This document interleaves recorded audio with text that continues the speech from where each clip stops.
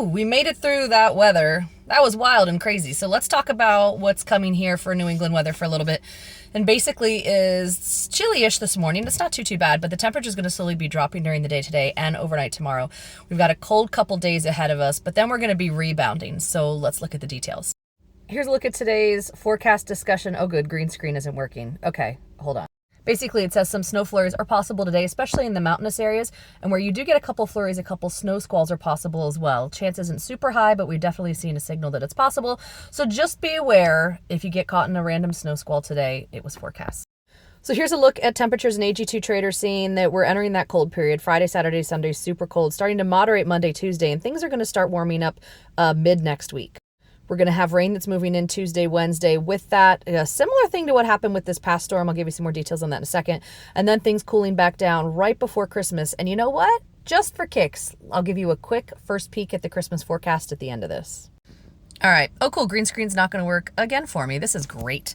So let's play through the forecast model. High pressure builds in, which is going to give us northwesterly flow for a while. And then we start to see a little bit of stuff move in here Tuesday and Wednesday. That's that next rain system that's going to be coming in. The low pass is pretty far. Whoa, look at that. We'll talk about that too. But Tuesday rain looks kind of generic and kind of everywhere and sort of blah. We'll see how the details in that get refined as time goes along. Wednesday's rain looks to have that low pressure pass really far to our north and our west, like Great Lakes Northwest, which will be interesting. Puts us on the really warm sector, gives us more rain and stuff like that. So all forecast models are indicating that's definitely going to be a warm storm. And then there's another one after that that's definitely going to pend watching at this point. Looking out long-term from the Climate Prediction Center, saying, yeah, it's probably going to be a little bit warmer than we want, like December 17 through 21, and a little bit more moisture, so that's good. We kind of need it, I know. I hate it because it'll probably be rain, but we need it. And then for this time frame, looking more out just a little bit later than that, you know, about average-ish, maybe a little bit warmer than normal. So that about covers everything for the near-ish term within the next week or so. Should be a good setup for pond ice.